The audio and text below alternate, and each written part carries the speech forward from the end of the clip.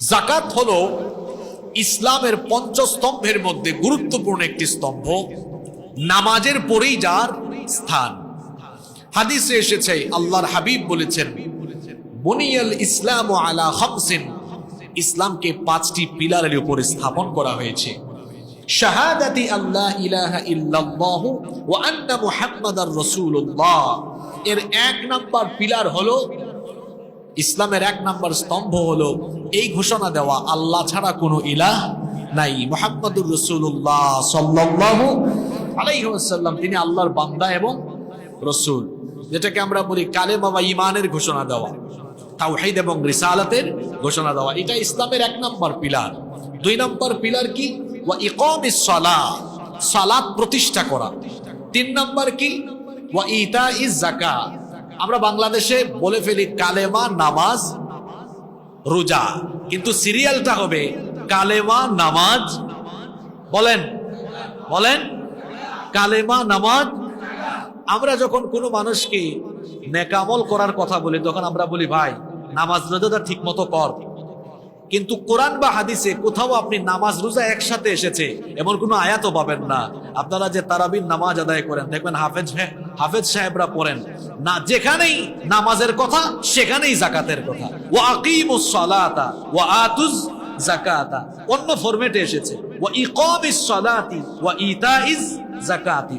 কোরআনুল কারীম পড়লে দেখবেন যেখানে আল্লাহ নামাজের কথা বলেছেন সেখানেই আল্লাহ যাকাতের কথা বলেছেন। সুবহানাল্লাহ। এর কারণ হলো আপনি 5 ওয়াক্তের নামাজি, কিন্তু যাকাত ঠিকঠাক মতো আদায় না করলে আপনার সারা জীবনের নামাজ কোনো কাজে লাগবে না, কিয়ামতের দিন জাহান্নামে যেতে হবে। যাকাত বড় গুরুত্বপূর্ণ একটি বিষয়, এটা আপনার আর্থিক অবস্থার সাথে সম্পৃক্ত। তো যাকাতের গুরুত্ব ইসলামে এত বেশি, যেখানে আল্লাহ নামাজের কথা বলেছেন সেখানেই আল্লাহ যাকাতের কথা বলেছেন। আল্লাহ নবী বলছেন ইসলামকে 5টি পিলারের উপরে স্থাপন করা হয়েছে। 1 নাম্বার হলো কালিমা, 2 নাম্বার নামাজ, এরপরে এই ভুল আর করবেন না, নামাজের পরে কি নয়? রোজা নয়, নামাজের পরে কি?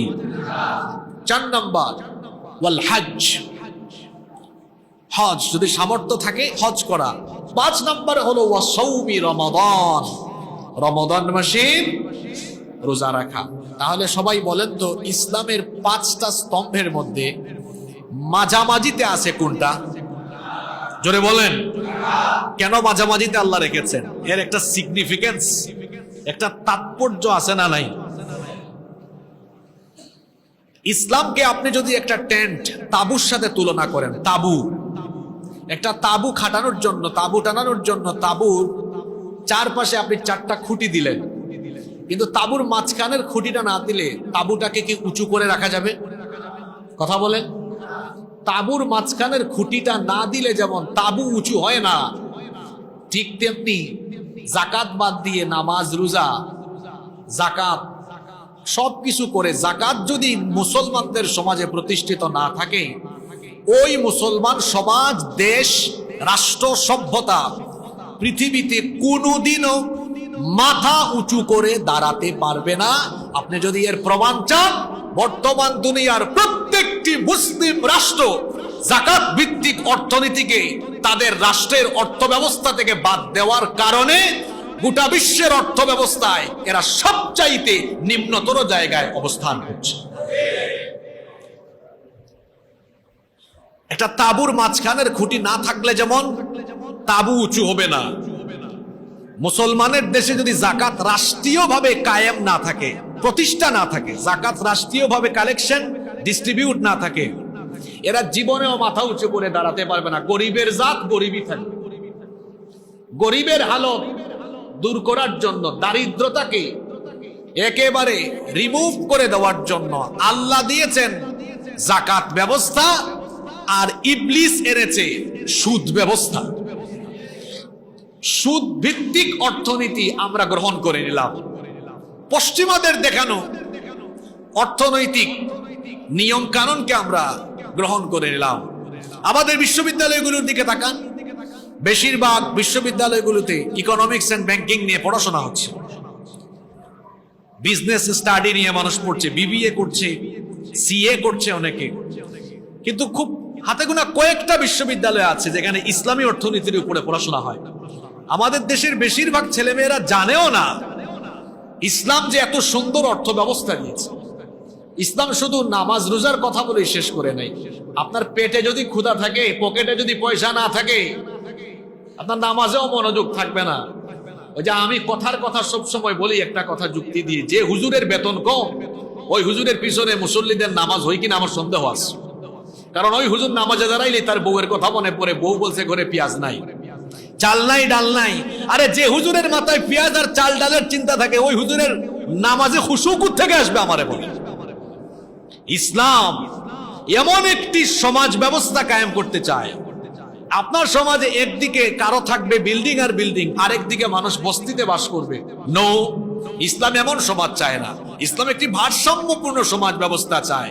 এজন্য যাদের টাকা পয়সা আছে, ইসলাম কি করলো, ওদের সম্পদে ওই বস্তিতে থাকা অথবা যাদের কাছে কিছুই নাই, সহায় সম্বলহীন দরিদ্র অসহায় ব্যক্তিদের হক এদের সম্পদে আল্লাহ ঢুকিয়ে দিয়েছেন, এদেরকে বাধ্য করে দিয়েছেন, তোমরা তোমাদের এই সম্পদে তাদের হকগুলোকে তাদের কাছে ফিরাইয়া দাও, যাতে করে এই হকগুলো তারা পাওয়ার পরে তাদের দারিদ্রতাও দূরীকরণের জন্য এটা সহায়ক হয়।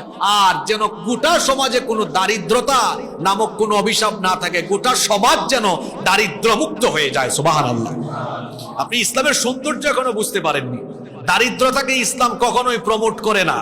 আপনি ইসলামের ইতিহাস পড়ে দেখেন, খায়বার যুদ্ধের পর থেকে সাহাবায়ে কেরামের বহু সাহাবীরা হাজার হাজার কোটি টাকার সম্পদের মালিক হয়েছে। আমরা অনেকেই জানি, আহারে সাহাবীরা খাইতে পারেন নাই, নবীজি খাইতে পারেন নাই।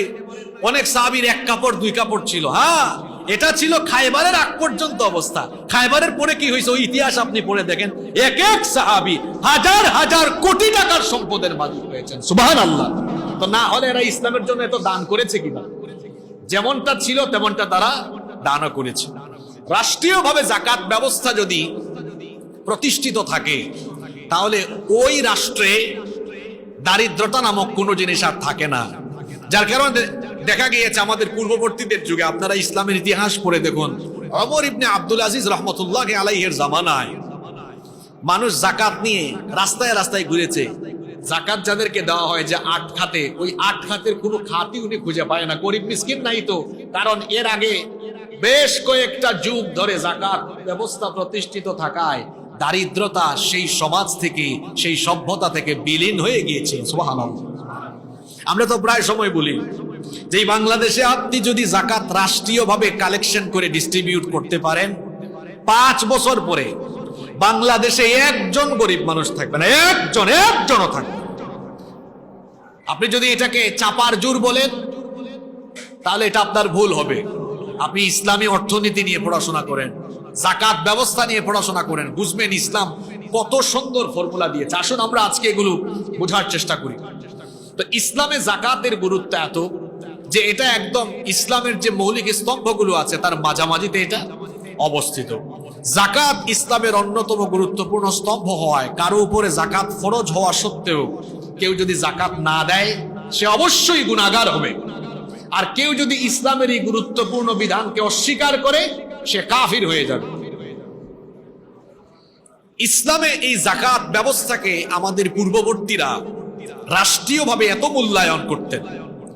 নবীজির পরে যখন আবু বকর রাদিয়াল্লাহু আনহু খলিফা নির্বাচিত হলেন, তার খেলাফতকালে আরবের কিছু লোক জাকাত দিতে অস্বীকৃতি জানালো। এই কথা তিনি যখন জানতে পারলেন, তিনি তখন বললেন, এটা বুখারী এবং মুসলিম শরীফের মধ্যে এসেছে, তিনি তখন বললেন, ওয়াল্লাহি, আল্লাহর কসম, লা উকাতিলান্না মান ফাররাকা বাইনাস সালাতি ওয়াজ যাকাত, আল্লাহর কসম, যারা নামাজ আর যাকাতের মধ্যে তারতম্য ঘটায় আমি তাদের বিরুদ্ধে লড়াই করব, যুদ্ধ করব। ফাইন্নাজ যাকাত হাক্কুল মাল, কারণ যাকাত হলো মালের হক। ওয়াল্লাহি, আল্লাহর কসম, লাউ মানাউনি ইকালান কানু ইউআদ্দুনাহা ইলা রাসূলিল্লাহি সাল্লাল্লাহু আলাইহি ওয়াসাল্লাম লাকাতালতুহুম আলা মানইহা, আল্লাহর কসম, রাসূলুল্লাহর যুগে যারা উটের গলার রশিও যাকাত হিসাবে দিত, সে যদি আমার যুগে, আমার খেলাফতে, আমার শাসন আমলে যাকাত দিতে অস্বীকার জানায়, আমার সরকার তার বিরুদ্ধে যুদ্ধ ঘোষণা করবে। আল্লাহু আকবার। চিন্তা করেছেন পূর্ব, এটা কোন সরকারের কথা? যেই সরকার ব্যবস্থা সম্পর্কে আল্লাহ নবী বলেছেন সর্বশ্রেষ্ঠ যুগ হলো আমার শাসনের যুগ, আমার আমল, আমার সরকারের যুগ। দেখেন না জুমার খুতবায় অনেক জায়গায় পড়া হয় খায়রুল কুরুনি করনিন, এরপরে কি বলেছেন সুম্মাল্লাযীনা ইয়ালুনাহুম, এরপরে আমার পরবর্তীদের যুগ, আল্লাহ রাসূলের পরবর্তী যুগ আবু বকর রাদিয়াল্লাহু আনহুর যুগ। ওই সময়ে সোনালী সমাজ কেন হয়েছিল? যাকাত দিতে যে অস্বীকৃতি জানাবে তিনি বলেছেন আমি তার বিরুদ্ধে যুদ্ধ ঘোষণা করব। আল্লাহু আকবার, কত গুরুত্ব দেওয়া হয়েছে। আর যেখানে দারুল ইসলাম বা ইসলামিক স্টেট থাকবে সেই সরকারের কাজই হলো রাষ্ট্রীয়ভাবে যাকাতকে প্রতিষ্ঠা করা, রাষ্ট্রীয়ভাবে যাকাত কালেকশন এবং ডিস্ট্রিবিউট করা। এজন্য রব্বুল আলামিন কোরআনুল কারীমের 22 নম্বর সূরা সূরাতুল হাজ্জ 41 নম্বর আয়াতে বলছেন আল্লাযীনা ইম্মাক্কান্নাহুম ফিল আরদি আকামুস সালাতা ওয়া আতাউজ যাকাতা ওয়া আমারু বিল মা'রুফি ওয়া নাহাউ আনিল মুনকার ওয়ালিল্লাহি আকিবাতুল উমুর। আল্লাহ তাআলা বলছেন আর যাদেরকে আমি জনপদে নেতৃত্ব দানের সুযোগ দান করব, তারা নেতৃত্বে জনপদের ক্ষমতায় অধিষ্ঠিত হলে 1 নম্বরে সালাত কায়েম করবে, 2 নম্বরে তারা যাকাত ভিত্তিক অর্থনীতি প্রবর্তন করবে। এটা ইসলামী সরকারের অন্যতম একটি দায়িত্ব।